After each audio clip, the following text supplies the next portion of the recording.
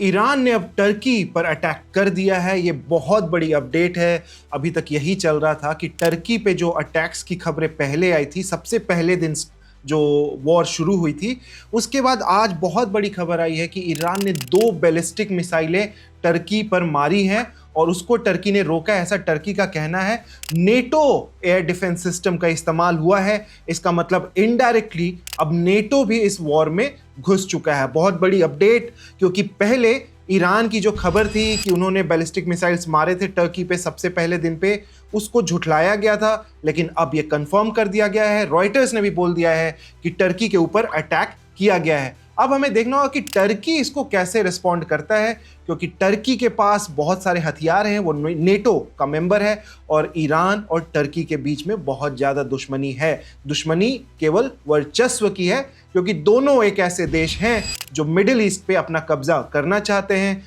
जितने 58 देश हैं, मुस्लिम देश हैं, उनका नेतृत्व करना चाहते हैं। उसकी वजह से दोनों के बीच में फाइट हमेशा से चलती रही है। अब आगे होगा क्या? जैसा कि हमने पहले आपको बताया था कि टर्की ने अपने जेट्स ऑलरेडी भेजा है साइप्रस में, जो कि बिल्कुल ईरान के पास है, और ईरान ने साइप्रस को भी टारगेट किया था। लेकिन अब टर्की का रुख ऐसा लगता जा रहा है कि वो नेटो का साथ देंगे और ईरान के खिलाफ लड़ेंगे।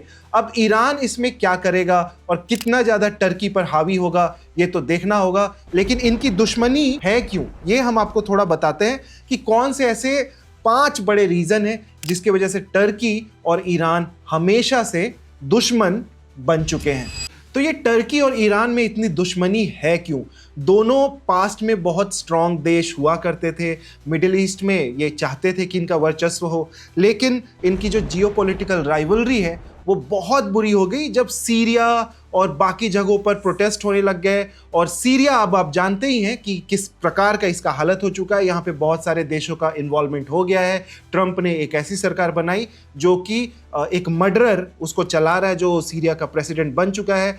और जब तक अल बशार थे, वहाँ पे हालात बहुत अलग थे, ईरान उनका साथ देता था। लेकिन वो राइवलरी इनकी बहुत ज़्यादा बढ़ गई। सीरिया में जो भी हुआ, उसके बाद ईरान और टर्की की राइवलरी बढ़ गई।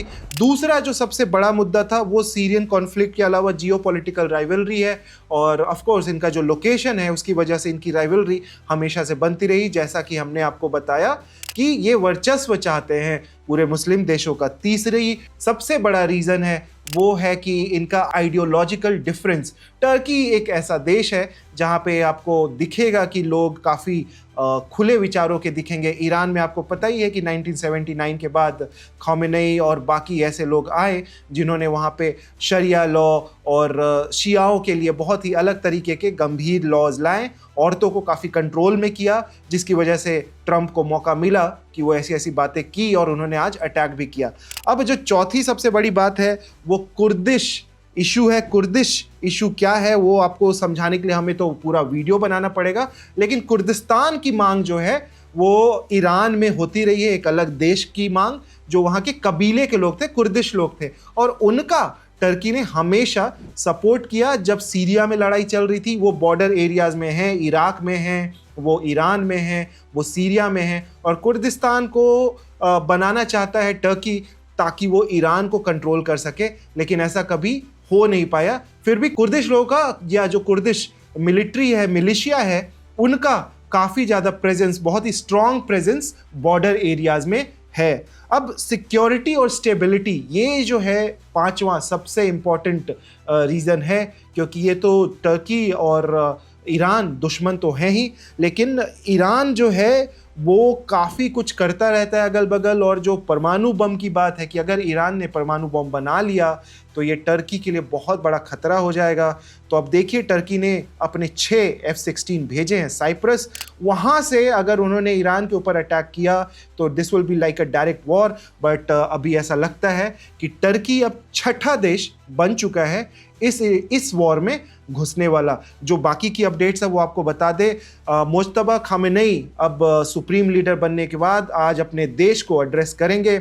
बहुत बड़ी बातें बोलने की आशंका है, क्योंकि ऑफ कोर्स ट्रंप ने जो बोला है उसके बाद खामेनेई को उसका जवाब देना होगा। एज अ सुप्रीम लीडर, उनके बाप को जो मारा गया है उसके बाद मुस्तफा खौमेनी किस प्रकार से बदला लेंगे, उसके बारे में वो क्या बोलेंगे देखना होगा। इजराइल की आपको एक अपडेट बता दें कि एक और इजरायली को आज मार दिया है।